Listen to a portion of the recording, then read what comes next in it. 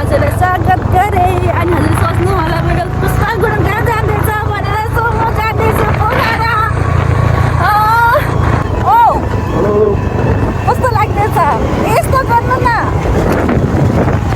मेरो हस्बेन्डलाई क्यामेरा देखेपछि कुनै कोरोना भाइरस जस्तो फिलिङ हुँदो रहेछ क्या। कुनै टचमा नआउने, न भिडियो खिच्न मान्ने, न फोटो खिच्न मान्ने, यस्तो छ कि कुरै नगर्नु। ओ माई गड, हेर्न पुग्लो पुग्लो हेरिरहेको छ उसको सिसी क्यामेरा चाहिँ हेरिरहेको छ होइन। म यति बिहान म जाँदैछु पोखरा। 5 बजी उठेको 5:30 बजे यहाँ डुल्दै कुद्दै मेरो स्वर आखा के आएन खै केही मलाई थाहा छैन। यो ड्राइभरले यति कुदाइरहेको छ, कतिखेर ब्रेक पनि लगाइरहेको छ। अनि हेर्न हाम्रो सुवाको घाम पनि लागेको छैन होइन। माथि डाँडामा चाहिँ घाम चाहिँ लागिसकेको छ। त्यहाँ घाम लाग्दैन। 9:30-10 बजीसम्म त घामै लाग्दैन। हेर्नु हाम्रो यस्तो छ अनि काल लागेको छ। अब हामी यता जाँदैछौँ पोखरा।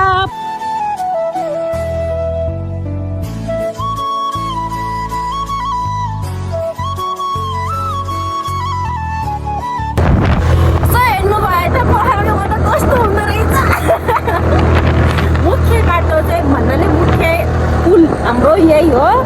अनि बसमा आयो भने त आमा पुरा नगर्नु, यति ढिलो हुन्छ। स्कुटीमा गयो भने त खराएर पुरा ल्याइहाल्छ है। सो एकछिनपछि म ड्राइभ गर्छु होला। अनि म ड्राइभ कसरी गर्छु भनेर हजुरले स्वयं देख्न सक्नुहुन्छ। मलाई भिड देख्दाखेरि डर लाग्छ होइन, तर पनि म डरकै आगे जितेँ। अब म चाहिँ कपाल फुटाल्न परेको हुन्छ, किनभने टाउको भन्दा हेलमेट ठुलो छ। हेर्नु यस्तो छ बिजो विदिमी।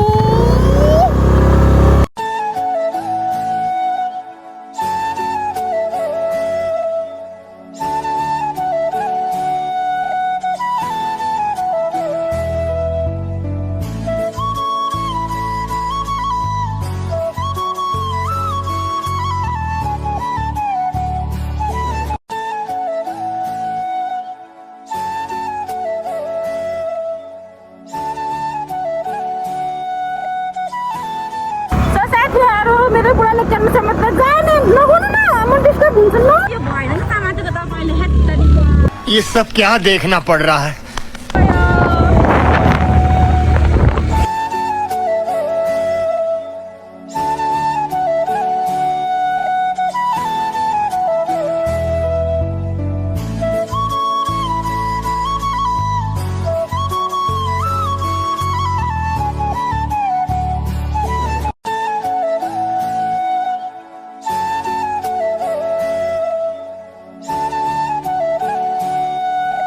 साथीहरू अहिले हामी चाहिँ रूपाकोट आइसक्यो, मतलब एन्ट्री भयो रूपाकोटमा। तर हामीले एउटा पनि ढाबा भेटाउँदै भेटाएन होइन। यस्तो चिया खाने ढाबा भेटाउँदै भेटाएन होइन। अब मेरो हस्बेन्डलाई चाहिँ चिया खाने अलि बानी छ कि बिहान। अनि म हजुरलाई एउटा मोस्ट इम्पोर्टेन्ट एउटा देखाउन चाहन्छु।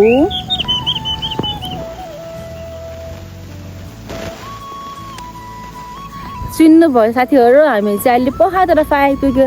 यो सबै पोखरा भ्याली हो। अनि हामी एक दिन यस्तो भयो साथीहरू होइन, राति हामी 10:30 बजी आएको थियो। झिलिल्ल बत्ती बोलेको। अनि त्यो चाहिँ के हो त्यो के हो सानो त्यो के हो? Solar, right, solar. अहिले हामी चाहिँ अब पोखरा पुग्न अझै कति घन्टा लाग्छ? हामी 7:30-8 बज्छ होला करिब। 7:30 या 8 बज्छ होला हामी पोखरा पुग्न सायद करिब। यस्तै कन्टिन्यू हिँड्दै गयो भने कति राम्रो जङ्गल छ त नि। हेर्नु न दामी छ जङ्गल पता चला है लड्का लड्कीको। खतम। चिया हुन्छ दिदी?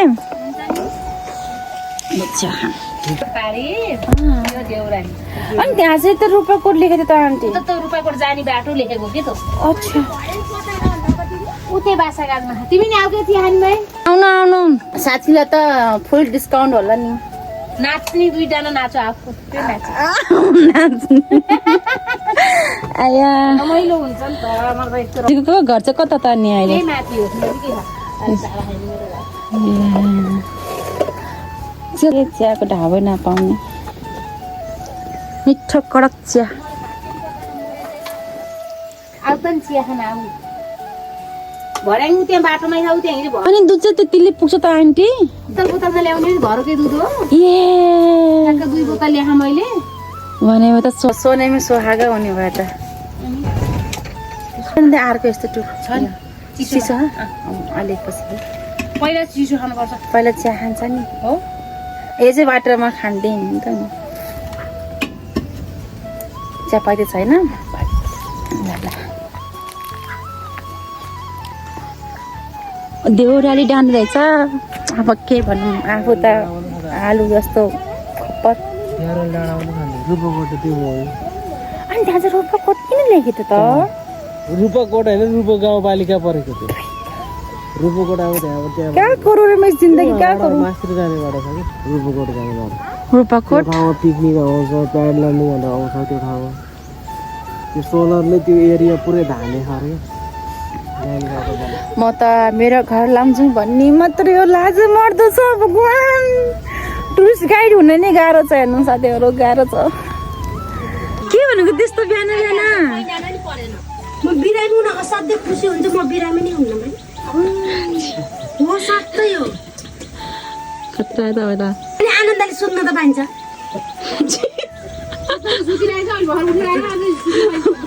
हो के म असाध्यै बिरामी हुन मन लाग्छ म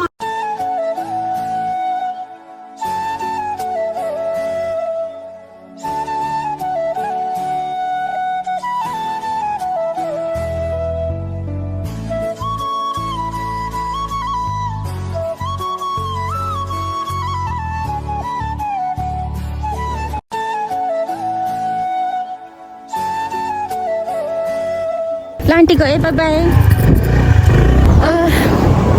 चिया चिया खाइ साथीहरू अब चियाको ताकतले पहाडतिर जान पर्ने हुँदैछ सुइन ढिलो पनि भइसक्यो 7 बज्यो साथीहरू अब हामी 8 बजी पुग्छ 8 बजे टाइम दिइसक्यो 8 बजे सुइन भने 8 बजे पुग्छ हामी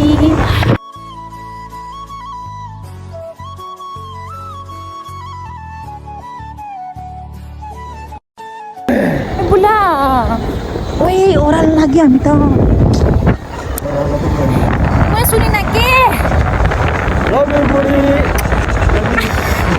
यतिकै चाहिँ हुनै पर्छ ला ए भगवान् के भन्छ अरे खानु तपाईँको स्कुटीको नाम के अरे तपाईँको स्कुटीको नाम के हो भन्दैछु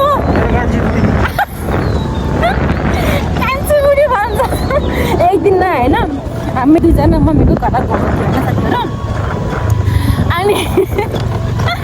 अनि यस्तो भयो थियो कि अब स्कुटी चाहिँ बाहिर राख्नु पर्ने भएको थियो होइन अनि उसले चाहिँ मम्मीलाई थाहा छैन नि त उसले कान्छी बुढी भनेर चाहिँ स्कुटीलाई भनेको थाहा थिएन अनि के भन्छ अरे नानी मैले कान्छी बुढीले कता राखौँ भन्छ होइन मम्मी त पुरा फायर भयो कि कान्छी बुढी भन्छ है पुरा फायर कि अनि पुरै नसुनिकन कि त्यस्तो गर्ने होइन है बाबु त्यस्तो गर्ने होइन कहाँको कान्छी बुढीको कुरा गरेको भन्छ है यहाँ आमा यस्तो फायर भएको मम्मी भन्नाले पुरै ठिक्काको के अनि जो पनि त्यस्तो भइहाल्छ कान्छी बुढी तर्सिहाल्छ नि साथीहरू आयो एउटा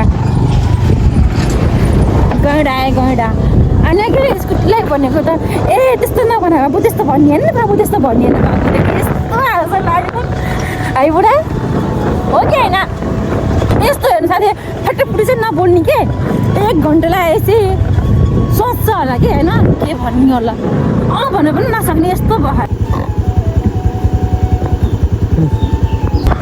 साथीहरू फाइनली मैले आफ्नो प्रस्थान गरिसकेँ स्कुटीमा साथीहरू अनि हेर्नु त भ्यू यति राम्रो भ्यू छ माइ गॉड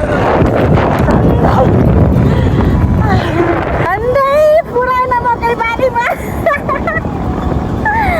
आया मकै बारीमा झन्डै पुरा यता कि त जाने डर के आगे जे चाहिँ यतिकै चाहिँ हुनै पर्छ साथीहरू यतिकै चाहिँ हुनै पर्छ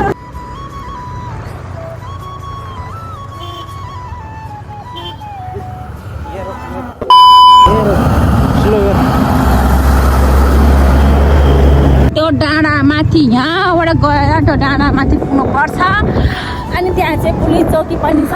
सो साथीहरू मामासँग चाहिँ अलिक डराउनै पर्छ है। त्यही भएर म जाँदैछु, मेरोमा चार्ज पनि छैन। पछि भेट्नु साथीहरू।